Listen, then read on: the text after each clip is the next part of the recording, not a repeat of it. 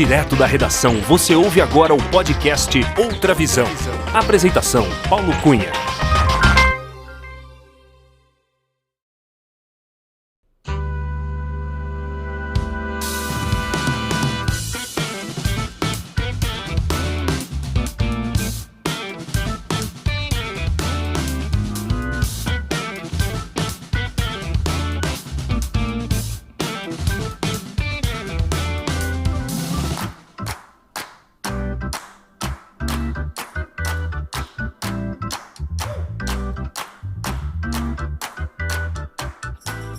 Olá, seja muito bem-vinda, muito bem-vindo ao episódio 53 do podcast Outra Visão.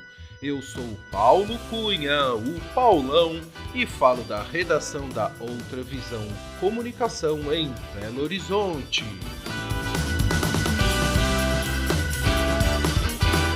O nosso entrevistado é piloto de linha aérea desde 2001. E há 13 anos é comandante de Airbus A320. Ele também é jornalista profissional, com 30 anos de experiência na área e passagens pela rádio Jovem Pan AM em São Paulo e também pelas mais importantes revistas especializadas em aviação no país.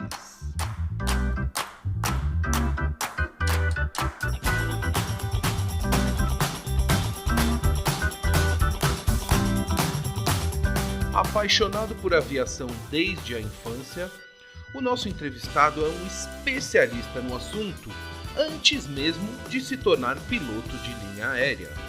Na década de 1980, por exemplo, ainda na adolescência, ele, juntamente com um grupo de amigos, fundou a Associação de Escuta do Tráfego Aéreo, a ETA, que reunia entusiastas de aviação para ouvir a comunicação entre a torre de controle e os pilotos e ainda promover visitas às aeronaves, fotografar os aviões e tudo que estivesse relacionado ao universo da aviação. A AETA, inclusive, editava um pequeno jornal sobre aviação, o Runway.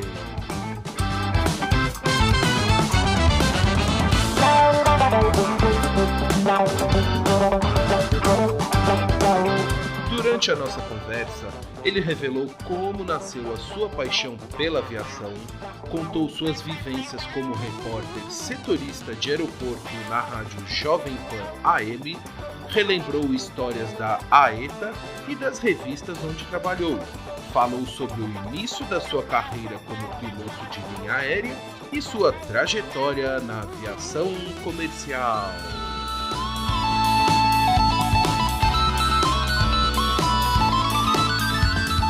Após um breve período afastado do jornalismo, o nosso entrevistado resolveu retomar suas atividades como jornalista, em paralelo ao trabalho como comandante de linha aérea.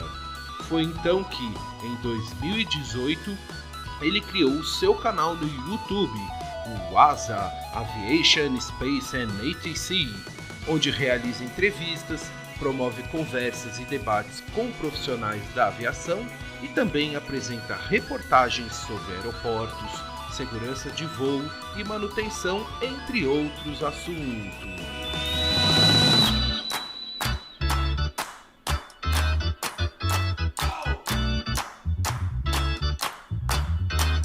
Atualmente, com quase 27 mil inscritos, o canal ASA tornou-se uma referência no YouTube de jornalismo de qualidade e credibilidade sobre aviação comercial.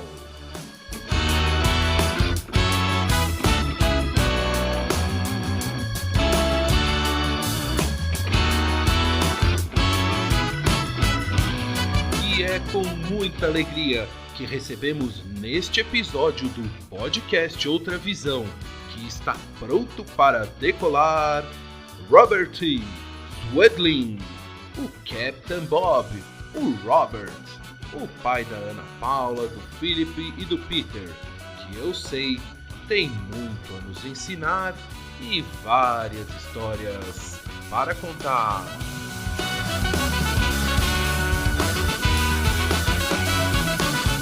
Acompanhe a entrevista.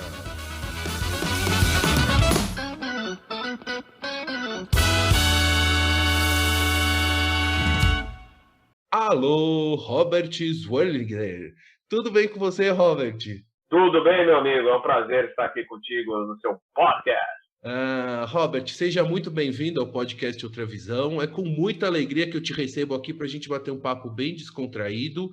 Muito obrigado por aceitar o convite e prestigiar este podcast. Robert, para começar, eu gostaria de saber de qual cidade você está falando. Bom, hoje eu estou em São Paulo, na casa do meu irmão Alfred, hospedado aqui, porque faz 6 anos que eu moro no Rio Grande do Sul. Mas a minha base na companhia para a qual eu trabalho voltou a ser São Paulo. Então, antes era Porto Alegre, voltou para São Paulo. Então, quando eu estou executando alguma programação, eu venho para São Paulo, eu fico ou na casa do meu irmão ou na casa da minha mãe.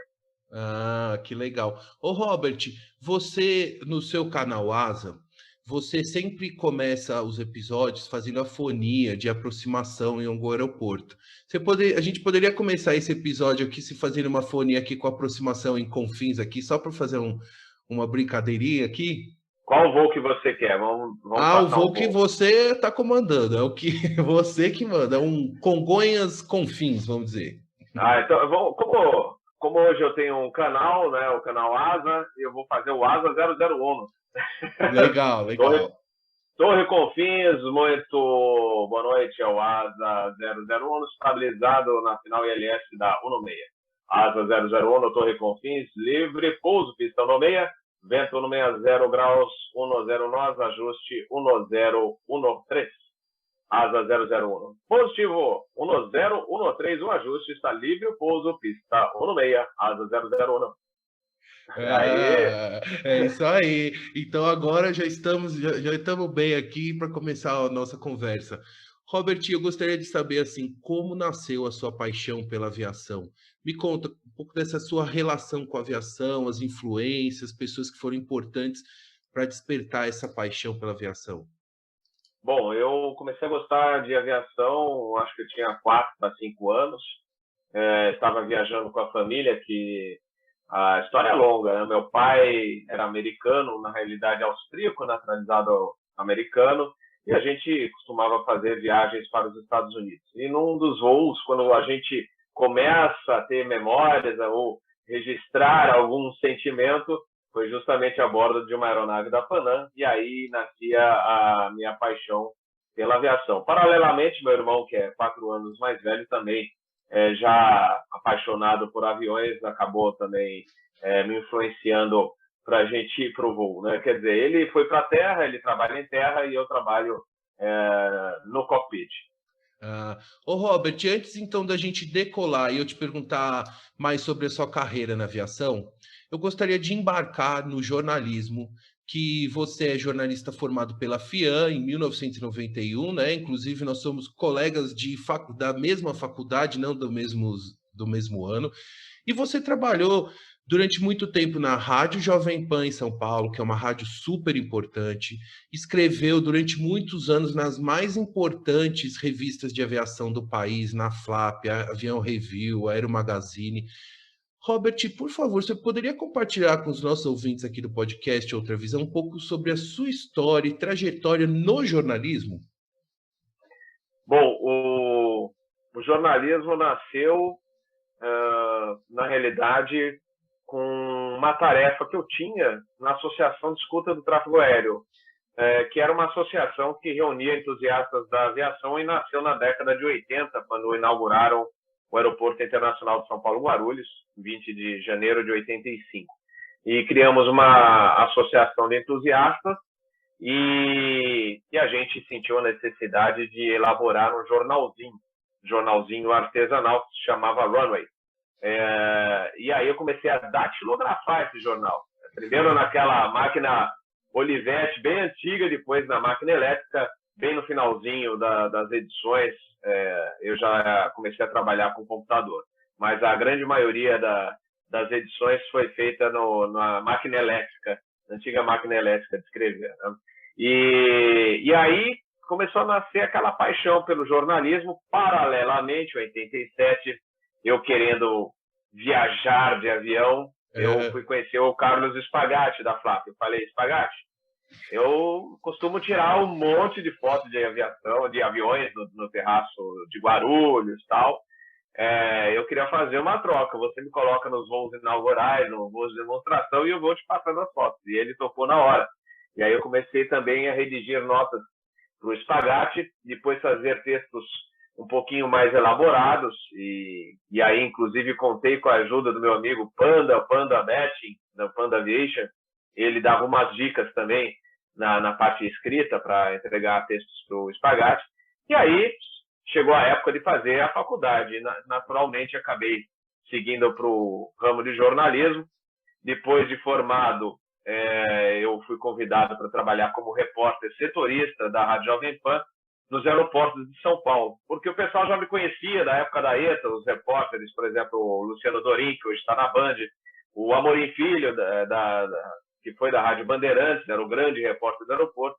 Eles me conheciam da época da ETA, da Associação de Escuta Aéreo, e sabiam que eu tinha me formado em jornalismo, e quando a Jovem Pan precisou de mais um repórter lá no aeroporto, aí o próprio Amorim falou para o Luciano Dorim, que era da Jovem Pan, falou, Luciano, o Robert se formou em jornalismo e manja pra caramba de aviação. Aí ele, na hora, entrou em contato e logicamente, eu aceitei, fui falar com o Zé Carlos Pereira, né, que é o diretor da Rádio Jovem Pan, e aí comecei em 92 e fui até 97. E depois vieram as revistas, a Aero Magazine estava retornando, porque a Aero Magazine já era uma revista antiga, tinha parado de ser publicada, e aí ela estava retornando para o mercado da aviação, e eu fui convidado a trabalhar a partir da número 1. E como eu estava começando o meu curso de piloto também, aí não dava mais para trabalhar na Rádio Jovem Pan. Então, eu fiquei só na Aero Magazine por muitos e muitos anos e fazendo minhas horas de voo até depois conseguir um emprego como piloto.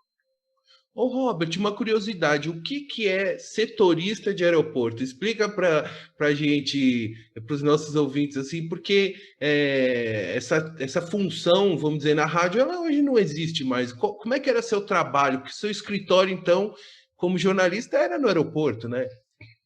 Excelente pergunta, excelente pergunta. Até acho que foi hoje mesmo, eu estava conversando com um velho amigo da ETA, que hoje também é comandante, e ele falando sobre a sala de imprensa, né? Antigamente, os aeroportos de São Paulo contavam com salas de imprensa, né? Eles hoje têm uma sala, mas ninguém usa. E naquela época, os rádios e até jornais como a Folha observavam o aeroporto como uma ferramenta maravilhosa, né? Uma fonte para entrevistas, etc., maravilhosa. Então, além da gente transmitir aqueles boletins triviais, né, do aeroporto, o aeroporto está aberto, eram patrocinados, inclusive, pela velha, antiga Varig, né? Então, a gente tinha esses boletins, e além disso, a gente fazia as entrevistas, né, com os políticos, personalidades que passavam por lá, ou chegando, ou partindo, por exemplo, o Ayrton Senna. Então, a gente ia lá fazer a entrevista, e tantos outros famosos, né, da política ou também do esporte, que a gente costumava fazer essas entrevistas. E a sala de imprensa, a gente tinha uma conexão direta com a rádio, por exemplo. Então, tinha uma caixinha que era ligada com a central técnica, e eles colocavam a gente no ar através dessa caixinha. Olha, então lembrando, né, que não tinha nada de internet, era telefone e toda a tecnologia, vamos dizer, mais analógica, né, Robert? Isso, a internet nessa época estava começando, a gente descobrindo o que é isso, nossa, e ainda era aquela internet de escada, que você escutava todo aquele chiado, a gente aprendendo, né? Aí ligava, por exemplo, tinha aquele Netscape. Aí você ligava no Netscape e não vinha nada. Ué, por que não está funcionando? É que a gente tinha que discar para o provedor, só que a gente estava aprendendo ainda, né? Mas naquela época, o que a gente usou que também estava iniciando, gente, era o celular, aquele tijolão enorme que você esticava a antena, eram os primeiros celulares, e aí a gente fazia algumas entrevistas pelos primeiros celulares que estavam disponíveis no mercado. Olha só. E nessa época era Jovem Pan AM, né? Era o 520, né? Jovem Pan AM 620. 620. Isso aí. A gente trabalhava no mesmo edifício, eles ainda estão lá, edifício Winston Churchill, e a Jovem Pan AM fica no 24º andar e a FM no 14º. Então, por exemplo, quando a Jovem Pan FM estava estreando o Pânico, né? Então eu descia muito para conversar com o pessoal, o Bola conversava demais, né, sobre aviação comigo, e cheguei a levar no Pânico um comandante da Rio Sul e uma comissária da Varig para dar entrevista para aquela turma lá. Vocês imaginam que saiu lá.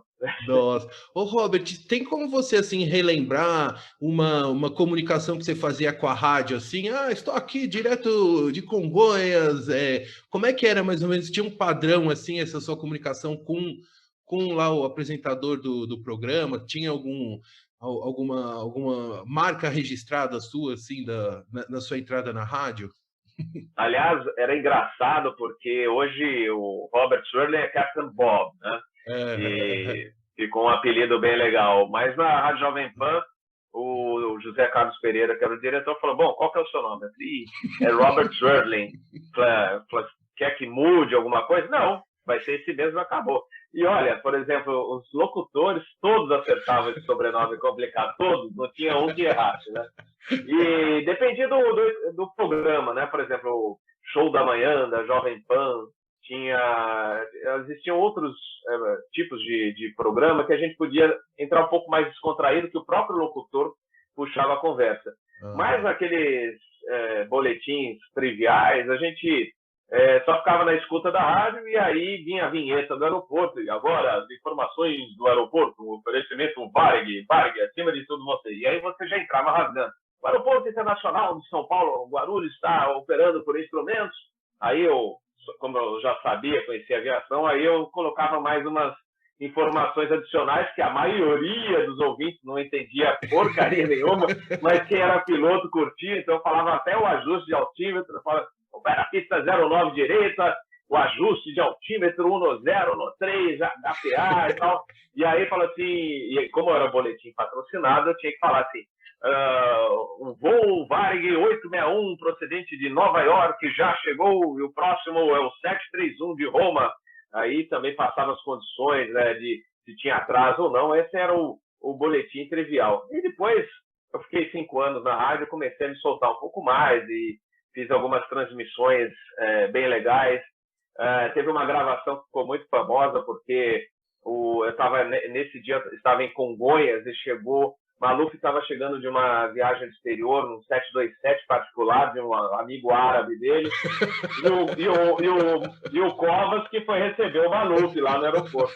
E eles não perceberam, começaram a falar: e aí, não sei o quê, Covas, não sei o quê. E aí eu estava com o gravador escondido, meio escondido entre eles, e depois que eles perceberam que eu estava gravando tudo, inclusive a Folha publicou um trecho dessa conversa, a Jovem Pan se divertiu, né? E aí foi engraçado que o Maluf depois olhou assim para trás: tem espião aqui. E aí ele tirou aquele sarro, que o Maluf sempre foi aquele político safo, né, que sabia aí sempre de boa. Podiam fazer aquelas perguntas sempre mais capciosas e ele saía sempre bem, né? O Maluf é até modelo de media training, né, para como se esquivar, né, das perguntas e tudo. Ô, Robert, teve alguma situação inusitada, assim, nesse período na Jovem Pan? Algum fato, assim, como você falou, você entrevistou várias celebridades, gente famosa, políticos. Teve alguma situação, assim, engraçada, curiosa que você viveu além desse que você acabou de relatar? Nossa, a gente tinha tantas oportunidades de entrevista, agora não recordo, mas eu lembro de 2 reportagens que eu fiz. Na realidade, eu entrava ao vivo, que o diretor da rádio gostou pra caramba, o Zé Pereira. Primeiro, quando o PC Farias foi preso, e ele veio num 747-400 da Varig, E aí, eu, com a ajuda de um amigo meu, que é o Dani Glickman, que inclusive ele aparece nos episódios do Asa News, a gente capturou o voo da Varig bem de longe, por ondas curtas, o HF. Hoje você tem o CPDLC, um monte de recursos, e naquela época não tinha. Então a gente conseguia captar o voo da Varig bem longe. E aí eu fui passando toda a trajetória do avião até, e aí usando o VHF, e colocando no ar parte da comunicação, a gente foi transmitindo toda a chegada do PC em Guarulhos. Eu falo assim, olha, jornalistas que estão na cabeceira do aeroporto de Guarulhos já poderão avistar o 47 interceptando a final. E aí o José Carlos Pereira, que é o diretor, adorou essa reportagem e pediu para eu repetir da mesma maneira, só que, infelizmente, para uma reportagem bem mais triste, que foi a chegada do corpo do Ayrton Senna. Então, foi bem triste essa transmissão, e eu lembro que eu encerrei lá da rádio mesmo com o Milton Leite, e a gente bem consternado. Aliás, todos os locutores lá estavam consternados, e acho que, inclusive, depois que o Ayrton Senna morreu, eu não assisti mais Fórmula 1, para você ter uma ideia.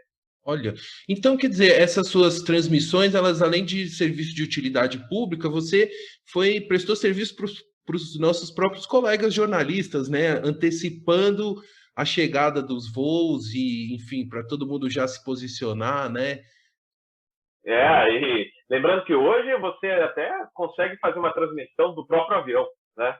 Hoje você tem Wi-Fi, você consegue entrar no WhatsApp, em qualquer rede social, e você pode até transmitir no voo, né? E naquela época você não tinha nada disso. Nossa, não tinha, era totalmente diferente. Ô Robert, e na sua passagem pelas revistas, né, que você ficou muito tempo escrevendo e publicando reportagens das mais variadas, com aeroportos, companhias aéreas, todo tipo de cobertura no setor de aviação. O que você podia destacar dessa sua passagem tão longa pelas publicações especializadas? Olha, o que eu poderia destacar é o aprendizado, né? Porque você aprende muito, e especialmente na escrita, que falar aqui no podcast ou no canal Asa ou qualquer canal do YouTube é muito fácil. Você mesmo, para quem não é da área, consegue transmitir.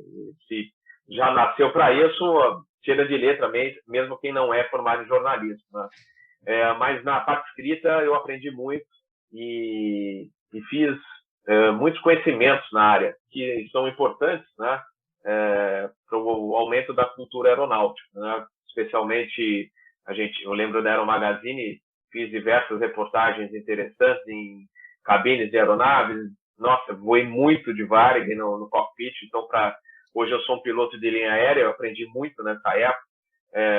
Visitas interessantes como o GEIV, né, que é o Grupo Especial de Inspeção de Voo. Participei de um voo com eles na calibragem do ILS do Aeroporto do Galeão. Então a gente aprende muito, né? E lembro com saudade de alguns editores da Aero que já partiram, o Roberto Pereira e o Roberto Maneira. Nossa, o Roberto Maneira, esse eu queria destacar, foi um excelente professor, aquele que a gente admirava.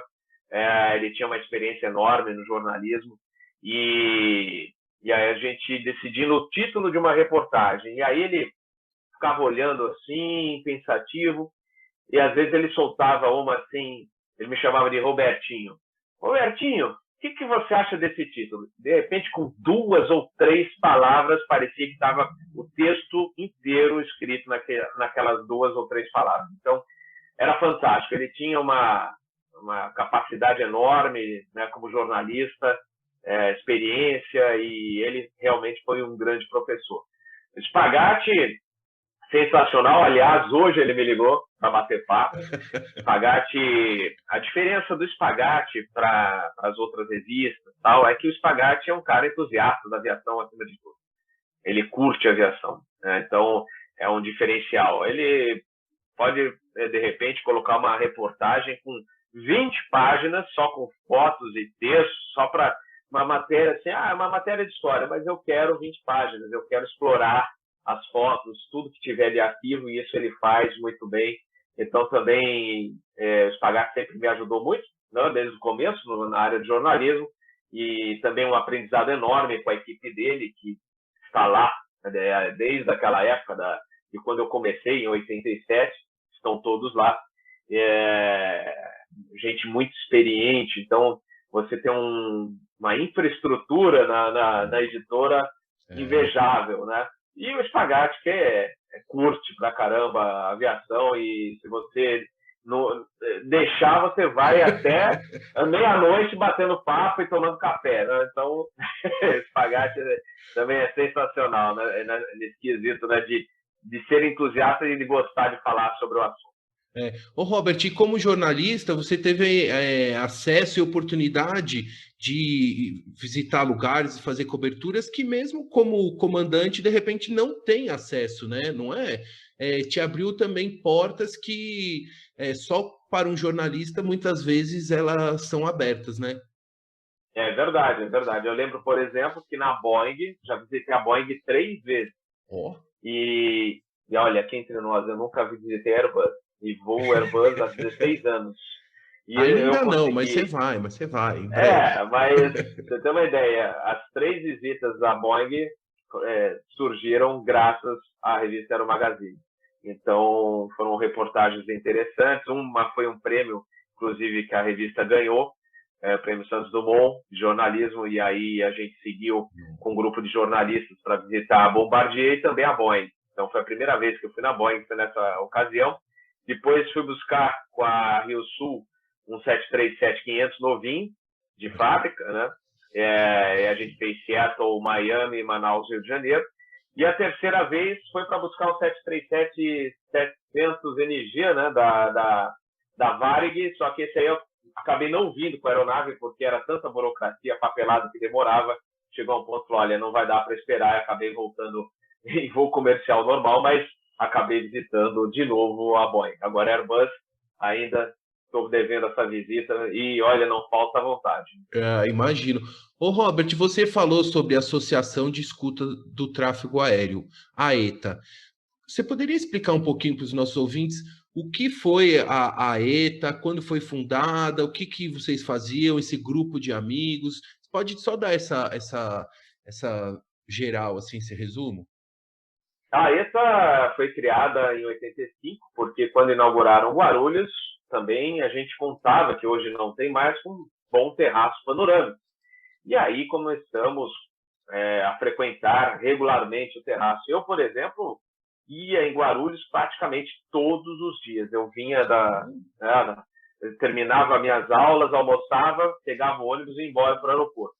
E ficava até o final da tarde lá, às vezes à noite, né? Então, a gente, para quem é entusiasta, era um prato cheio. E aí a gente acaba encontrando mais gente que gosta da mesma coisa, ou seja, da aviação. E aí começamos a combinar, vamos então no terraço no domingo, tal hora. Beleza, aí a gente se encontra.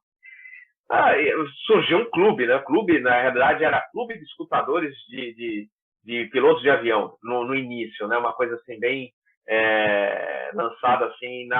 Sabe qual foi a ocasião que foi lançado isso?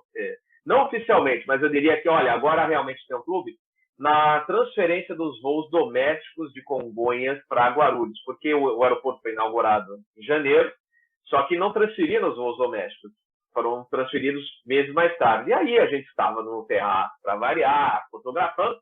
Quem estava lá, acho que era o Carlos Dornelles, né, que era o repórter da Rede Globo, estava lá fazendo uma reportagem para o Fantástico, e ele viu a nossa turma. Por que era escuta de pilotos? Porque a gente tinha rádios FM adaptados para o VHF, para captar as transmissões.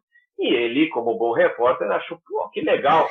Aí ele falou assim, olha, e na reportagem ele falou, olha, e existe um verdadeiro clube de escutadores de pilotos de avião. Pronto, lá é mesmo, a gente já tem um clube, é verdade. E aí a gente assumiu que realmente tinha um clube, e aí a gente começou a divulgar mais, saiu matéria na FLAP, aí jornais locais. Como a gente já tinha esse contato com jornalistas da sala de imprensa, os setoristas do aeroporto, eles começaram a nos entrevistar, o Amorim Filho cansou de nos entrevistar, e etc. E foi crescendo até o dia que a gente resolveu oficializar. Na realidade, fomos oficializar somente em 89. Mas aí ficou a Associação de Escuta do Tráfego Aéreo, a AETA. Aliás, vale a historinha, porque lembra da ETA, a Organização de Libertação Básica? Uma vez eu cheguei para o gerente da Ibéria, que era espanhol, e eu queria pedir para a gente visitar o avião da Ibéria. Aí eu cheguei, olha, nós somos da ETA. E aí o cara tomou um susto, porque... Eu falei, não é ETA, é a ETA. Não, presta atenção, né? Aqui, mas muito legal essa história e essa comunidade, né, que vocês criaram num momento tão especial também, né, do aeroporto de Guarulhos, do momento da vida de vocês também, né, e um momento que a aviação era muito diferente do que é hoje, né, Robert? Sim, a gente fala hoje, não tinha tanto mimimi, tanta restrição, era legal. Para você ter uma ideia, aqui vai uma outra homenagem a um grande amigo nosso, que é o Manfred, que era gerente da TAP, ele se aposentou agora, mas o Manfred é uma pessoa sensacional e sempre deu apoio aos entusiastas da aviação. Ele era o gerente da TAP na época do TriStar e do 707, que a TAP também chegou a pegar o 707 em Guarulhos. E aí, quando a gente chegava lá no escritório da TAP, olha, a ETA está com 3 novos integrantes, eles gostariam de conhecer o avião da TAP. Lógico, vamos lá. Gente, você imagina, a gente chegava na área da Polícia Federal. O Manfred simplesmente falava assim, ô pessoal, tudo bem? Opa, tudo bem, Manfred? Olha, a turminha da ETA está indo com a gente lá no avião da TAP para visitar, depois eles voltam comigo. Tá bom. Passaram pra... Era assim. E no pátio, então, o pessoal da Infraero também, a gente tinha conhecidos lá, levava a gente no pátio, visitamos o avião da Panam. A Panam, inclusive, organizou, acho que era o Jorge Elal, que era o grande marqueteiro da Panam aqui no Brasil, ele organizou, junto com alguns integrantes da ETA, o Maurício Palumbo, que na realidade foi o cara da ETA que foi o responsável por isso, ele coordenou com a Panam. A Panam pegou a turma da ETA lá no centro de São Paulo, lá em frente ao Edifício Itália, num ônibus, levou a gente até Guarulhos, o ônibus entrou direto no pátio, fomos até o 747 da Panam, que estava na remota, subimos a bordo, assistimos um filme, tomamos refrigerante e serviram o lanche. Imagina fazer isso nos dias atuais, né? Nunca, não seria possível. Só faltou decolar, né, Robert? Só faltou decolar. Só faltou decolar. Eram bons tempos. É como se fosse uma cidadezinha do interior onde tudo era possível. Agora não pode mais nada. E segurança para cá, segurança para lá. Agora não pode nem estacionar o carro na frente do aeroporto, da cabeceira, que antigamente existiam famílias que faziam até piquenique lá em frente à cabeceira 09 direita. Então, agora você não pode mais nada. Engraçado, né? Eu estava chegando no ônibus da empresa em Guarulhos, aí fiquei pensando, nossa, eles alegam lá que é uma área de segurança, que não pode estacionar carro por causa de perigo de acidente, mas colocaram a linha de trem cruzando a final do aeroporto. Aí pode. Mas os carros não podem. Então, aí estava pensando isso ontem mesmo, né? Chegando de ônibus, falando, olha, que coisa, né? Nossa. Mas, vai fazer o quê? Mas, infelizmente, hoje é difícil um entusiasta da aviação poder curtir, né, uma torre de controle. Hoje, para você ter uma ideia, você visitar a torre de controle de Guarulhos é difícil até para um piloto uniformizado. A gente vai ver se autoriza ou não. Não dá para autorizar. E naquela época da ETA, a gente subia todo dia na torre de Guarulhos. E os controladores curtiam a nossa visita, porque a gente também levava o jornalzinho, o saudoso Cória, que já faleceu. O Cória adorava ler o jornalzinho da ETA. E digo mais uma, hein, para você rir aí, tá? A gente foi visitar a Torre do Galeão, lá no Rio. E eu e o colega, que hoje voa 767, a gente lá visitando. Nossa, que legal, você faz fonia também? Vocês fazem fonia, sabe? Não, a gente sabe fonia, porque a gente escuta no VHF e tal, e a gente fez fonia. Pô, que legal. Robert, fica aí na torre, o Salzinger vai ficar na posição solo. E a gente ficou orientando pouso, decolagem e táxi lá do pessoal. Eu liberei o Panam para decolar lá do Galeão. Falaram, os caras são melhores que a gente. Nossa! Muito legal. Ô, Robert, agora eu queria que você me contasse um pouco sobre o início da sua carreira como piloto de avião, piloto de linha aérea. O que você poderia contar para os nossos ouvintes aqui sobre a sua trajetória, né, como piloto comercial? E a pergunta também é assim, por que você não optou antes do jornalismo de já começar a carreira na aviação? Enfim, dá um apanhado geral sobre esse seu início da carreira como piloto mesmo. Pois é. Eu quase que aqui no Brasil eu desisti de ser piloto. Por quê? Porque eu uso óculos. E tenho hipermetropia e astigmatismo. E naquela época que eu podia ter feito o curso, a aeronáutica era bem mais rígida, mesmo para piloto comercial. Então, eu já tinha, inclusive, entrado em contato com a IACOM, na época, né? Que a IACOM é uma escola antiga, e falou, olha, não pode, não dá, porque os caras são rígidos, abertos, tem muitos conhecidos, eu acho, ou diria, muita gente que, de repente, esteja escutando o seu podcast, falou assim, eu deixei de ser piloto por causa disso, né? Acabou não seguindo. E aí eu já tinha desistido, né? Inclusive eu fiz um curso de comissário, porque eu falei, eu quero voar, né? Então, de repente, se for o caso, eu vou voar de comissário, mas eu quero estar no avião, né? Mas aí eu fiz o jornalismo, comecei a trabalhar na Jovem Pan, acabei desistindo de ser comissário, né? Eu falei, não, estou curtindo o jornalismo e através do jornalismo eu consigo voar também, né? Ainda mais na Aero Magazine, eu conseguia fazer voos para tudo quanto é lado, daí eu conheci muitos aeroportos ao redor do mundo, então eu estava até feliz até certo ponto, porque quem quer ser piloto, né, fica com aquela frustração, e meu pai, inclusive, foi um piloto frustrado, porque ele queria ser piloto da Força Aérea Americana, só que a papelada na época atrasou, porque ele se naturalizou nos Estados Unidos e acabou não conseguindo ser piloto naquela época, acabou indo para o Exército, lá na Segunda Guerra. E no fim, depois desistiu de ser piloto, mas foi auditor da Lockheed, trabalhava lá na Lockheed como auditor. Pelo menos nessa área ele seguiu.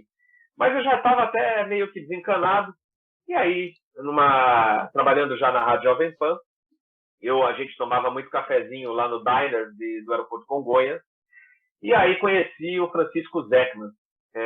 O Francisco Zeckman também frequentava a sala lá do diner, tinha muitos amigos lá, e o Zeckman conversando comigo, você é da Aero Magazine, você é da Jovem Pan, que legal, sabe que eu estou querendo abrir uma representação de escola americana aqui no Brasil, eu quero preparar a turma aqui, e depois mando o pessoal lá para a Califórnia.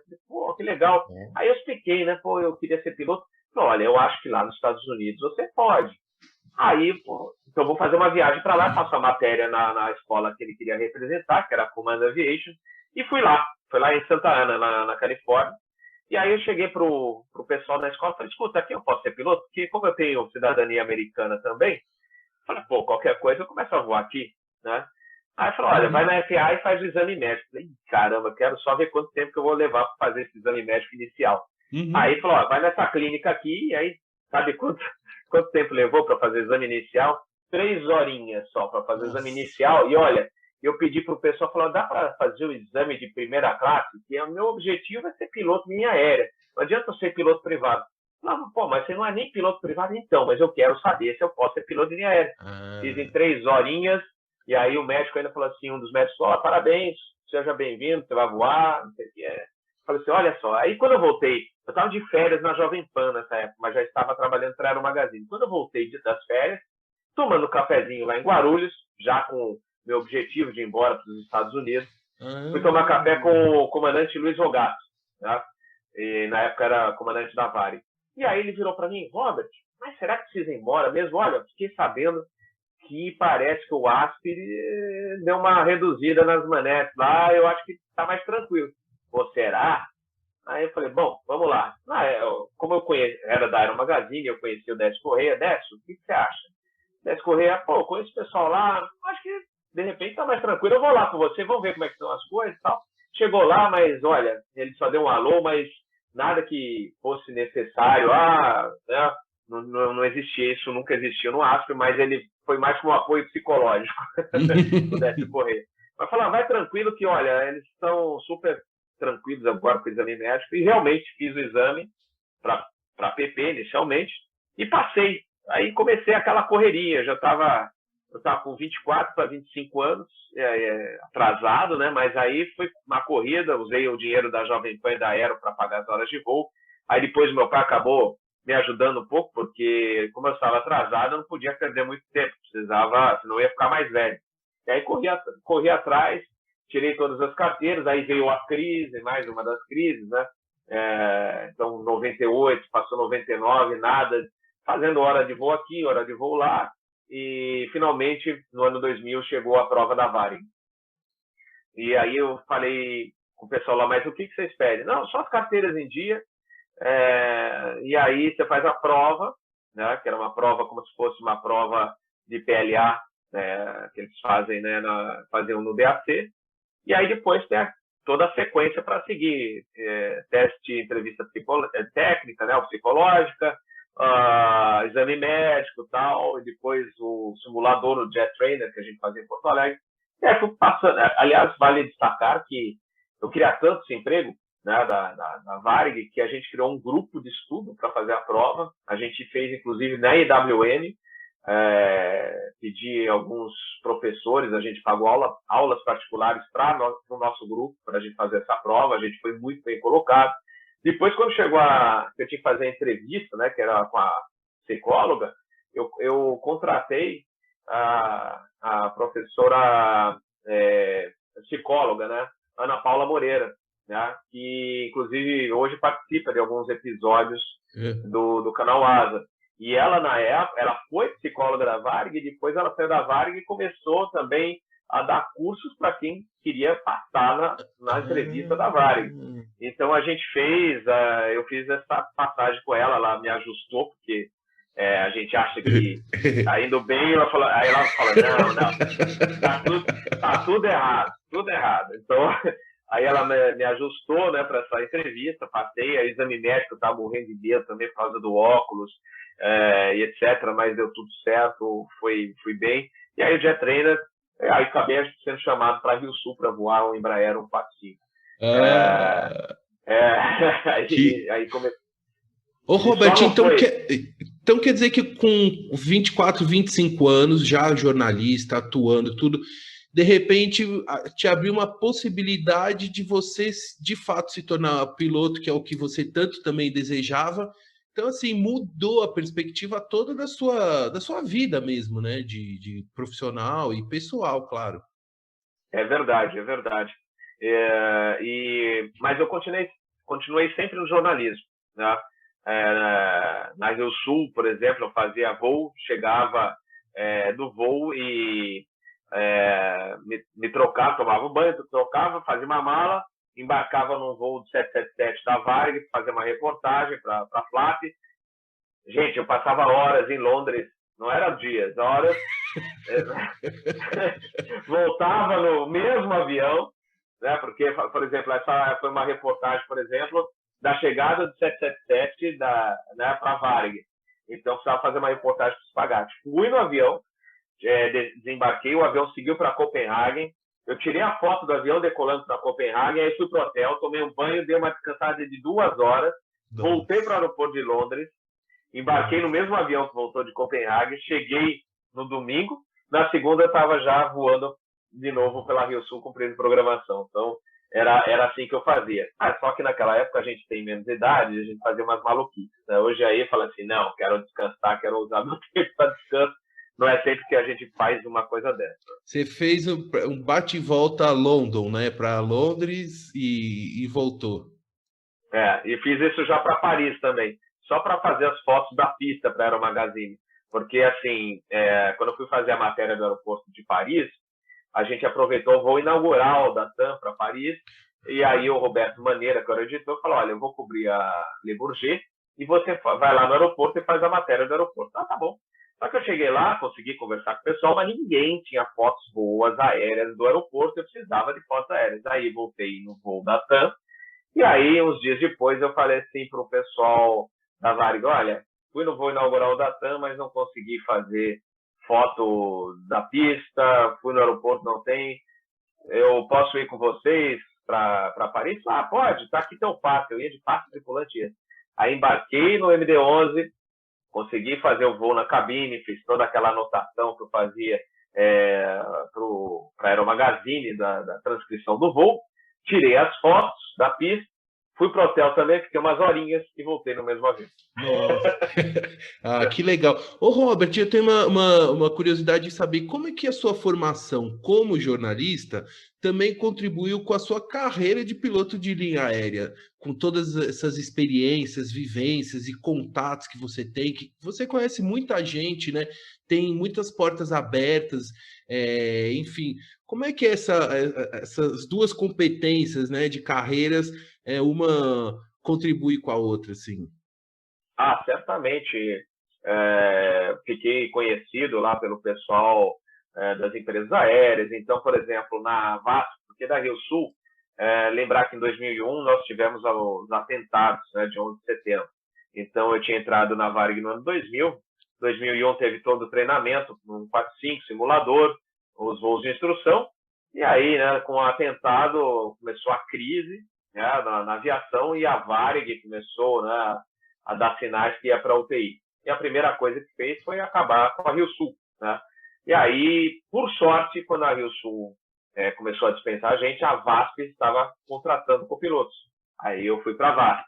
Então, por exemplo, eu lembro que eu fiquei conhecido, né, na época da turma, lá da chefia, da escala. Então, por exemplo, eu voava o 737-300, que eram só 4 aeronaves, era mais tranquila a escala, ponte aérea, tinha poucos voos nacionais.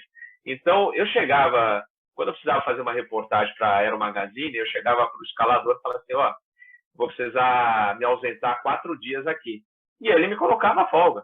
Então, isso ajudou muito. Então, ó, sempre foi muito bom, né? Esse contato bom que eu tinha, né, com o pessoal da Varig, depois da VASP, tantas outras empresas aéreas que a gente, até hoje, né, são amigos que a gente mantém contato, facilita bastante. Até hoje, né, quando você fala, hoje eu tenho o canal ASA no YouTube, então você consegue, fulano, lembra daquela época?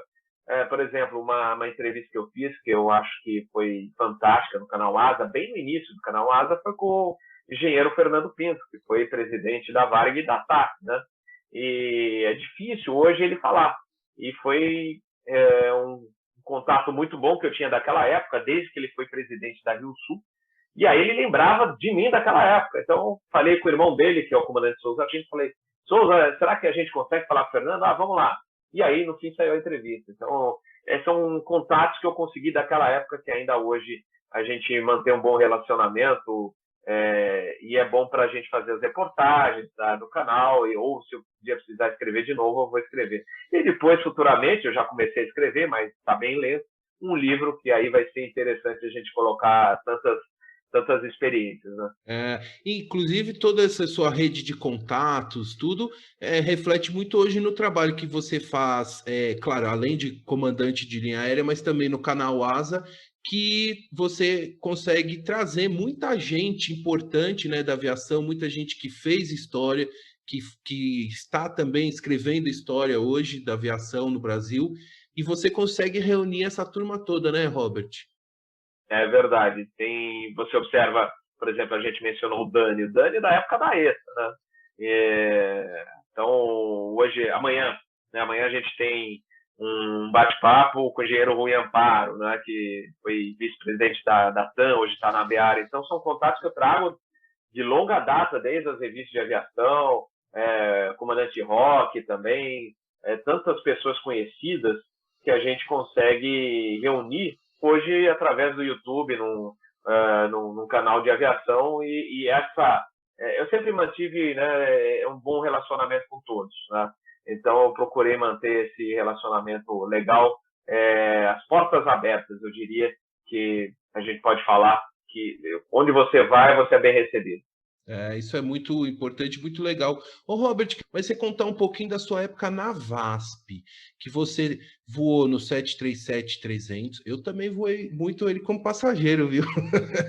Eu acho que você me levou para algum canto aí nessa minha ponte aérea São Paulo-Belo Horizonte. Eu usei muito, que juntava os passes, lembra que tinha... Que você Sim. juntava os bilhetes, não tinha milhagem, a milhagem era você juntar os canhotos, né, do bilhete da VASP. Aham. Me conta da época da VASP, que você passou, então, pelo momento também final da VASP, né? Que foi. Foi. Conta um pouquinho É. da sua vivência na VASP, que também eu sei que foi um momento importante do seu início de carreira, né? Sim, foi uma excelente escola e o mais importante, na VASP a gente voava o 737-300. Eu cheguei a fazer 4 saídas de simulador do 737-200, do Braguinha. Mas na época, quando eu entrei, ao mesmo tempo eles queriam promover alguns copilotos do 300 para a comanda do 200, né? Só que eles não queriam tirar todos os copilotos que já estavam no 200, querendo ir para o 300. Falou assim, não dá. A escala falou, olha, não dá para tirar todo mundo. Então, pega uns 2 ou 3 daquela turma nova que tenham experiência boa com avião EFIS, etc., ou que já tenham voado em linha aérea, e a gente coloca esses 3, né, 3 ou 4 já nessa turma do 300, para eu não desfalcar o 200 com o copiloto. E aí, perguntaram se eu queria, né, que eles viram no meu currículo que eu tinha voado um Embraer 145, falaram, você quer voar no 300? É lógico que eu quero. Vai atrasar um pouco, você vai ter que fazer o ground school de novo e tal, o simulador vai atrasar. Não, eu espero. E aí o Rodrigo Spanner, que era o meu ala, ele tinha voado na TIM, né, voou no LET, falou assim, ele pode ir também, que já voou em empresa aérea e tal. E aí depois acabamos também, a gente chamou o Martorano. O Martorano hoje voa Airbus A320, o Martorano tinha voado Citation. Eu falei, Martorano, você voou já? Eu voei e tal. Daí, porque eles pediram, você conhece mais alguém da turma aí de vocês que tenha voado já, ou em linha aérea? Aí eu passei o nome do Martorano, o Martorano acabou indo também para o 300. Mas o legal da VASP era assim, porque você voava muito avião na mão, o pessoal te dava uma liberdade, os comandantes davam uma liberdade para você operar a aeronave maravilhosa, assim, de maneira maravilhosa. Fazíamos estripulias, entre aspas, com o avião, e tudo na mão. A gente voava muito na mão. Isso aí te dá uma experiência enorme, né? Foi uma grande escola, né? E, lógico, a gente tinha problemas, regulamentação, às vezes, vai estourar, a gente quebrava muito o galho da empresa, e era uma época assim que não tinha, assim, as autoridades não ficavam tanto, né, em cima. E aí, então acabava acontecendo e tal. O senão que a gente tinha, que o salário era bem mais baixo que as outras, né? Então a gente tinha esse problema. E o final da VASP realmente foi melancólico, né? 2004 para 2005, 2004, eles chegaram a um ponto, né, quando tinham que pagar o 13º, falou assim, olha, eu vou pagar para esse sair e o resto pode demitir. Só que assim, demitia o pessoal sem pagar nada. Né?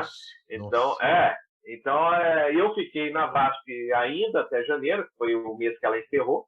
Eu recebi 13º, mas era assim, os pilotos, o copiloto vai receber R$ 1.500 de 13º e tá bom, só tem isso. E o resto vai para a rua. Então foi isso foi bem isso que aconteceu.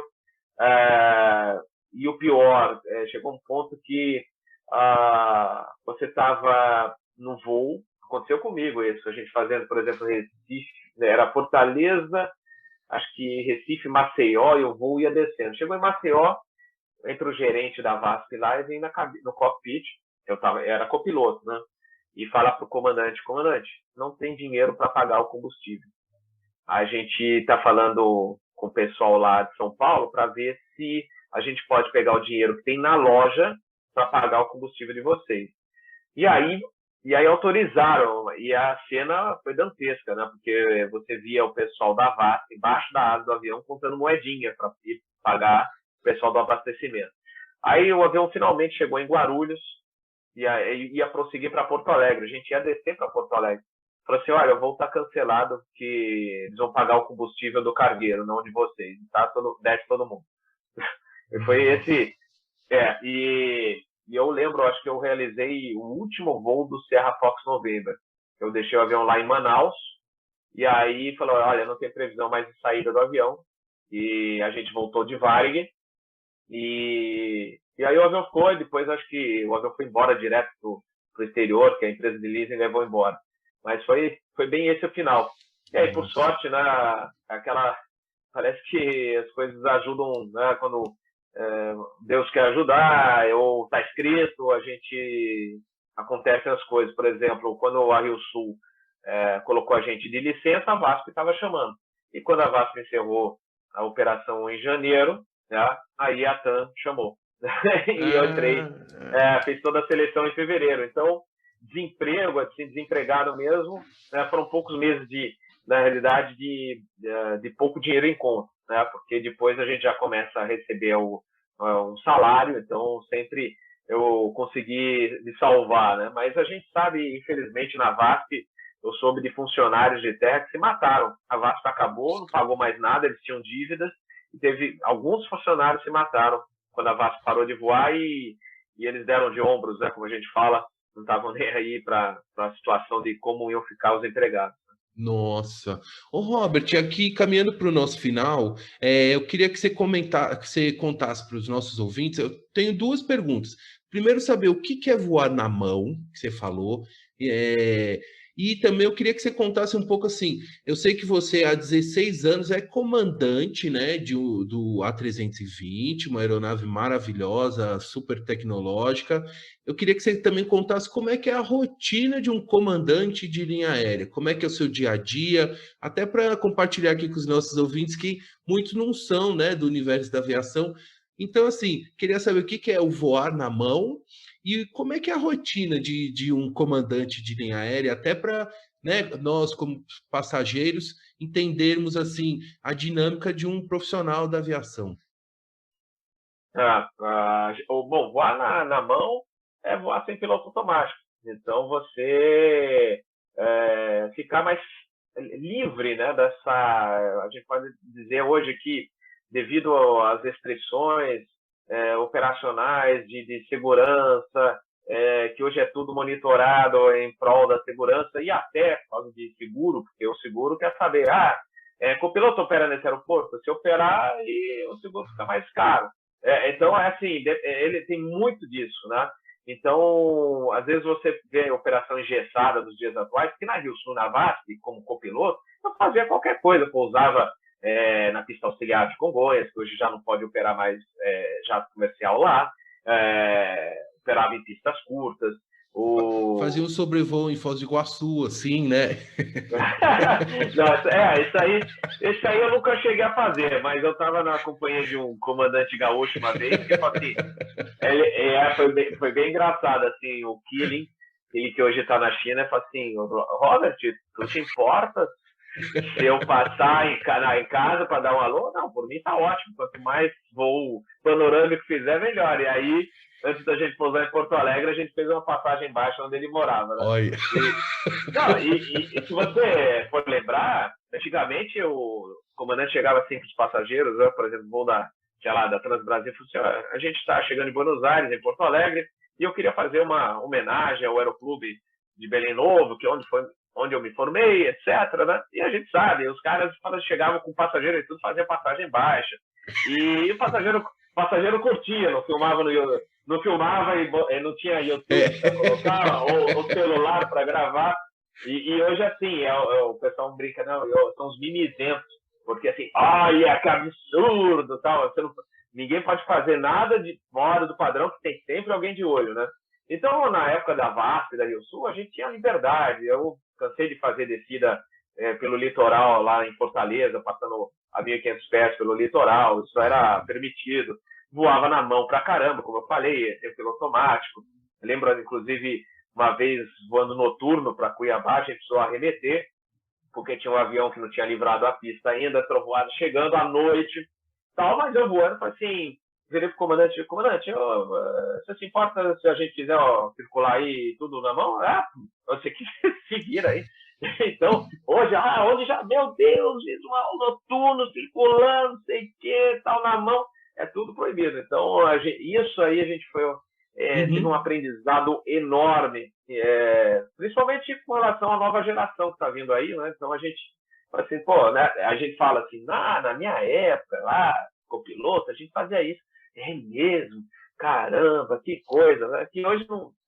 Eu lembrei, por exemplo, recentemente, foi num voo de terça-feira, estava batendo papo com o piloto, falei assim, você sabe que eu estava fazendo o primeiro voo da ponte, da VASP, Santos Dumont, Congonhas, a gente chegando por volta de 7 da manhã. Naquela época a gente tinha uma outra circulação, eu não sei se já tinha Star, acho que talvez tivesse já Star, que é a carta padronizada de chegada, mas a gente estava na perna do vento, andando paralelo à pista em uso em Congonhas, e eu virei para o comandante, lembro até quem era o comandante, era o Brian.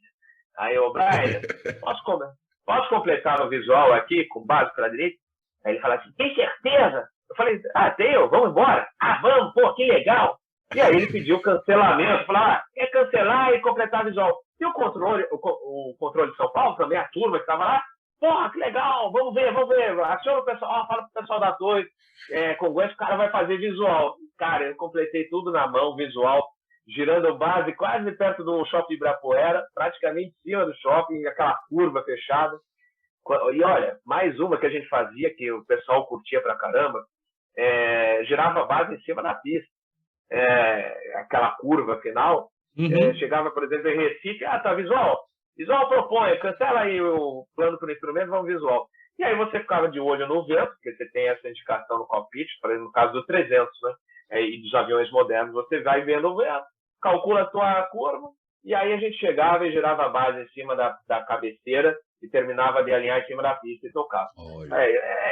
Então, é uma época também que não tinha sistema de monitoramento de envelope, que hoje tem nas empresas. Eu diria também o seguinte, viu?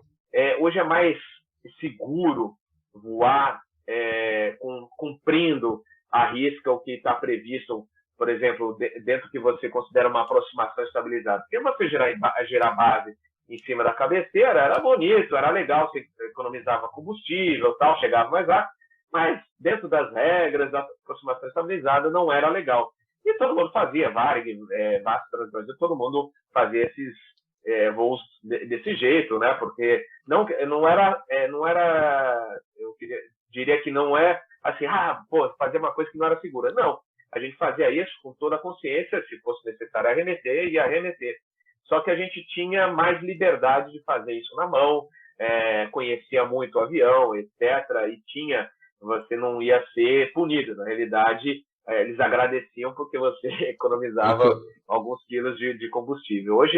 Hoje eu lembro até de uma piada que eu falo assim, olha, hoje eu estou na fase dessa piada. O piloto de caça voando ao lado do piloto do Hércules, e aí o piloto caça chama o piloto do Hércules e fala assim, dá uma olhada aqui, ó o que eu vou fazer. E aí o cara do caça faz tudo quanto é manobra radical, tal, não sei o quê, e aí termina, aí ele fala assim, e aí você, o que vai fazer? O cara do Hércules, né? Aí fica olhando, aí ele passa 5 minutos voando, indo em linha reta, sem fazer nada. E aí, gostou? Aí o piloto fala, não vi nada, o que você fez nesses 5 minutos? Eu levantei, fui no banheiro, tomei um cafezinho, bati um papo e voltei pro cockpit, tá bom? Na altura do campeonato, viu? Eu prefiro esse padrão, porque, olha, não quero problemas. Vamos fazer tudo que está no padrão, com modo de segurança, pra gente não ter dor de cabeça. E vamos embora. Então é isso, o voar na mão era tudo isso, e hoje a gente faz tudo que está previsto para não sair, né, do envelope, do que a empresa quer, das regras de segurança que ela deseja. Então a gente sempre cumpre tudo à risca, o que eles falam a gente faz, né? Só confirmando a parte de comando, eu estou como comandante há 13 anos, na empresa atual eu sou há 16. Então são 3 de copiloto, 2 de copiloto do 20, 1 de copiloto do 30 e mais 13 como comandante de 20, né? Uma coisa que é importante ressaltar, gente, por favor, não fale para o copiloto e pergunte para ele quando você vai se tornar um piloto, porque ele é um piloto. Porque as pessoas às vezes confundem, em vez de falar comandante, falam que o comandante é o piloto e o outro é o copiloto. Não, então, os dois são pilotos, só que um está na função de copiloto e o outro na função de comandante. Qual é a diferença dos dois? Nenhuma. Na pilotagem, os dois têm o mesmo tipo de treinamento, só que quem responde pelo voo é o comandante. O comandante é mais experiente? Nem sempre, porque às vezes você tem um copiloto que veio de outra empresa. Eu mesmo, na empresa que eu trabalho agora, tenho um ex-comandante da Rio Sul, só que ele está trabalhando de copiloto. Então, ele tinha muito mais experiência que eu, né? Mas é um copiloto. Então, não significa necessariamente que o copiloto tenha menos experiência que um comandante. Tá? Mas o comandante é que vai responder pelo voo. Tá? Mas hoje você tem o CRM, né? Que começou como Cockpit Resource Management, e hoje já abrange a companhia inteira. O que é isso? Antigamente, o comandante respondia pelo voo e ele decidia, eu vou fazer assim, está acabado, e às vezes você terminava num acidente. Né? Isso aí culminava numa decisão errada, uma decisão errônea, e você poderia ter um acidente, como aconteceram muitos na história da aviação. Depois que desenvolveram o CRM, que é um curso, na realidade, que você faz para exercitar o gerenciamento, né, dos recursos de cabine, hoje são os recursos da companhia. Então, você vai escutar muito seu copiloto, você pode ser um comandante, mas você vai escutar muito o copiloto antes de tomar uma decisão, vai escutar os comissários, de repente, com uma situação, você vai interagir com o pessoal da manutenção, com o pessoal de terra em geral. Então, hoje, a segurança de voo está ligada nesse bom gerenciamento de todos os recursos que você tem da companhia. E o comandante, que é o cara que está lá para decidir o destino de um voo, né, lógico, você tem um copiloto que, de repente, pode colocar a mão e ele achar necessário, mas hoje em dia o comandante ele vai escutar muito mais do que ele escutava no passado e aí tomar tomar a atitude necessária. Então, também é interessante mencionar que hoje os aviões modernos permitem um melhor gerenciamento de tudo que acontece no voo. Então, por isso que eles falam, o comandante hoje, os pilotos são gerenciadores. Por quê? Porque antigamente você voava aviões que te davam um trabalho enorme para você fazer navegação. Você, antes até tinha um engenheiro de voo, chegou a ter navegador, radiocomunicador, e aí foi reduzindo, hoje só tem o comandante e o copiloto. Mas ele tem uma cabine fantástica, com sistemas que garantem, né, o tempo de todo o voo. Então, você está lá para verificar combustível, se você vai chegar, como é que está o seu alternado, ou o seu destino, seu aeroporto de destino, seu alternado. Então, você tem sistemas que te mandam essa informação atualizada, você tem radares de última geração, então você consegue gerenciar tudo, além de todas as funções do voo. Então, o comandante hoje é um grande gerenciador. Como é que é o trabalho? Como é que ele vai fazer o voo? Amanhã vai para Buenos Aires? Tem a escala, né? A escala, ele observa a escala de voos, né? E aí ele recebe uma escala, normalmente é mensal, e aí ele sabe quando vai voar, quando ele vai ter a folga, quando ele vai ter curso, e aí ele vai seguir rigorosamente o que está lá, a não ser que a escala, de repente, por exemplo, hoje mesmo eu tive reserva, podia ter sido acionado, não fui acionado, mas podia ter sido acionado para fazer um bate e volta, ou até mudar minha escala, né, no voo de amanhã, tá, em função da alteração de hoje. Então, ela funciona dessa maneira. E você tem suas folgas, né? Então, você tem que pegar essas folgas para justamente quem tem família, especialmente quem tem família, curtir a família, porque o voo no dia a dia você tem muito trabalho, você tem, apesar de você ter aviões modernos, etc., você tem uma carga de trabalho enorme, você tem que gerenciar tudo, você tem condições meteorológicas que às vezes vão te dar um pouco mais de estresse que o normal, você está desviando de trovoadas. Por exemplo, você tem um passageiro que a comissária chegou e falou, olha, o cara está com pânico. A gente já conversou com ele está bem, mas aí você fala, poxa, se eu fizer um desvio meteorológico, tem que ser um desvio que, de repente, que balance o menos possível. Normalmente você vai fazer isso, mas aí você presta ainda mais atenção fala assim, o que eu posso fazer para evitar que esse avião balance para essa pessoa que está, esse passageiro que está com pânico, não entrar em desespero. Então, a gente tem que trabalhar muito isso. os speeches, né, que é pronunciamento, você tem que tomar um cuidado, né, quando você fala. Eu já tive uma emergência em 2014, eu perdi um dos motores na decolagem e eu fiz um pronunciamento com os passageiros tão tranquilo que a gente estava retornando, que o próprio copiloto falou na entrevista no Departamento de Segurança de Voo, que depois foi toda a tripulação participar de uma entrevista no Departamento de Segurança de Voo. Ele virou assim para a pessoa que estava entrevistando e falou assim: olha, eu fiquei bem mais tranquilo só de escutar o pronunciamento do comandante dos passageiros. Ele estava numa calma tanta nesse speech que eu falei assim: pô, não, tá em casa. E então são essas coisas que você tem que gerenciar, né? Não pode, você tem que sempre pensar nessas coisas. Descanso, é importante que os tripulantes descansem quando cheguem no hotel. Isso vale para quem está escutando nosso bate-papo e quer se tornar um aviador, um comissário. Procurar sempre ficar atento à saúde, né? Aproveitar os momentos de descanso para descansar, porque é puxado.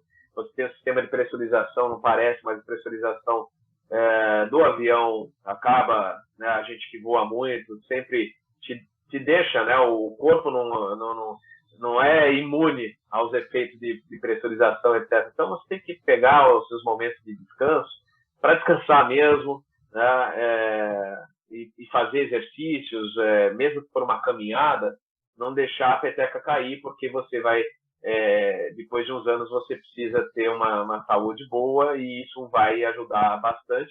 E até lembrar que o descanso ajuda no desempenho do voo, porque você descansado, o seu desempenho no voo vai ser muito melhor.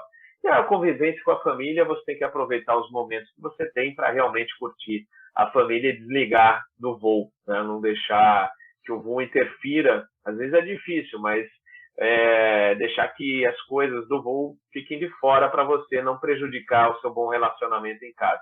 É fácil? Não é fácil, porque, por exemplo, hoje eu moro no Rio Grande do Sul, mas minha base voltou a ser São Paulo, então eu chego de voo, por exemplo, no domingo agora e não vou conseguir ir para casa porque vou chegar tarde, então só vou poder ir para casa na segunda-feira. Então, vou chegar lá, já vou perder algumas horas da minha folga, apesar que essa semana eu tenho várias folgas na semana, mas de qualquer maneira você tem que chegar em casa e procurar desligar um pouco. Você chega acelerado, não tem jeito.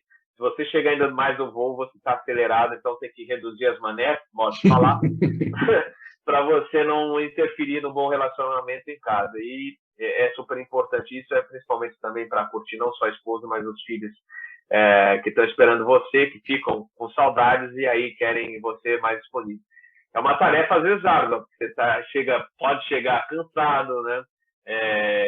E aí, ainda mais, imagina nos momentos atuais, com essa crise toda, a gente fica preocupado, então tem que saber conduzir muito bem a nossa vida, né? Queria saber se dos seus filhos, algum deles quer seguir a carreira do pai, ou como piloto, ou como jornalista, se algum deles quer seguir a carreira. E, para finalizar, eu queria que você contasse um pouco sobre o canal Asa, contar um pouco os bastidores e convidar os nossos ouvintes para prestigiar o canal Asa no YouTube, no Instagram, porque eu sou fã, eu acompanho lá, enfim. Olha, por enquanto, mais novo já está começando a curtir simulador de voo. É o Peter. Então, ele já está assistindo um canal do YouTube, que é do Matheus, ele curte os voos de simulador, ele fala, olha, e aí começa a perguntar as coisas, eu falo, olha, nosso computador em casa não vai rodar a Flight Simulator 2020, mas depois, mais para frente, se você for bem na escola, etc., aí a gente troca a máquina e aí começa a incrementar aí, colocar o simulador. E ele pergunta assim, você vai me ensinar a voar por instrumento? Não, pode deixar que eu te ensino. Então, mais novo, de repente, pode ser, assim, de momento, porque já vi várias vezes, ou até o mais velho, né, dos meninos, né, o Felipe, ele, assim, ele começa a voar simulador no iPad, fica horas e horas, parece que ele curte. E, de repente, ele esquece, aí vai jogar outra coisa, Fortnite, aquelas coisas, e aí fica 2 meses sem ver qualquer simulador de voo. Mas o mais novo está curtindo bastante, que é o Peter, ele está curtindo bastante o voo do simulador, né? Bom, uns anos atrás eu tentei voltar para a parte escrita, né, das revistas de aviação. Cheguei a escrever 2 matérias para Avião Rico, não existe mais, mas assim, foi uma matéria num ano, dali a 1 ano e meio, 2 anos, escrevi outra. Mas não, porque assim, a escala, como eu falei, você tem que usar o teu descanso, né, suas horas para dormir, né, quando você está cumprindo escala. Ou um descanso um pouco maior, mas o importante é você refazer o seu físico para o próximo voo. E muito difícil não ficar horas e horas escrevendo matéria, porque para ficar a matéria redonda, às vezes você levava um tempão para fazer o olho da matéria, aí de repente você conseguia finalmente escrever o olho, aí deixava o texto lá umas horas lá, e quando você voltava, falei, pô, eu não gostei de novo. Apaga tudo e começa. É difícil. E ao mesmo tempo, eu comecei a observar que o YouTube já tinha canais de aviação, né, espalhados pelo mundo. Eu falei, olha, de repente, né, nunca foi a minha área tentei até fazer teste para televisão, mas sempre minha área foi rádio ou escrita, né? Mas televisão, YouTube, será que eu vou me dar bem? E aí comecei a pesquisar, tal, falei, acho que um canal de aviação, acho que dá para levar tranquilo, porque aí eu carrego o equipamento no voo, chego no hotel, em 1 horinha eu faço a entrevista, a live, né, que eu faço muitas lives, e aí fica um conteúdo disponível aí, vou passar todo o conhecimento que eu tenho, mais o conhecimento dos entrevistados, e aí eu consigo fazer essa divulgação legal. E se tiver alguma coisa para fazer de reportagem, por exemplo, um avião, eu vou gravar em vídeo, que é muito melhor que a revista, né, nesse caso. Porque você vai mostrar todo o procedimento do cockpit que você não conseguia mostrar na revista. E aí, falei, não, então vou fazer. Comecei a pesquisar, comprei material aqui, material lá, e aí lancei. Até é engraçado se você observar os episódios mais antigos, eu estava bem engessado, né? Porque eu estava começando. Eu falei, olá, aqui é o Robert Sully, piloto de linha aérea, jornalista, não sei o quê. Aí hoje eu olho e falei, ai meu Deus, que horror, né? Mas era o começo, era o início. Aí você começa a descobrir, vou fazer desse jeito, começa a se moldar de acordo com os gostos também do público que está te assistindo. Eu sou Captain Bob, né? Como eu me apresento hoje, mais descontraído para bater um papo pessoal, eu sou desse jeito no dia a dia. Então eu não estava no meu normal, apesar de fazer entrevistas legais, bem focadas e tal, mas não era o Captain Bob mais à vontade, né? Hoje em dia eu estou trabalhando mais à vontade no canal, eu que faço tudo, não tem ninguém que me ajuda. Programação, eu que elaboro a programação, por exemplo, acho que eu vou fazer um episódio sobre esse tema. Vamos fazer um cafezinho de aeroporto, um bate-papo com esses controladores. Então eu vejo uma data, eu olho a minha escala e falo, olha, eu vou estar livre para esse voo, não preciso acordar de madrugada. Então eu estou tranquilo de fazer 7 horas da noite lá do hotel, que vai dar tranquilo de fazer. Aí, então eu começo a entrar em contato com os entrevistados, falo, você está livre tal dia? E aí eu faço a programação de acordo com a agenda, né, do pessoal. Então, eu falo assim, olha, fala assim, como é que está a tua agenda de sexta-feira? Estou tranquilo. Então, pode ser no Asa News? Pode. Beleza, legal. E é assim que eu vou fazendo a programação e a parte gráfica também de capa, divulgação no Instagram, sou eu que faço. Eu faço falei, bom, agora a primeira fase, fazer a capa do episódio.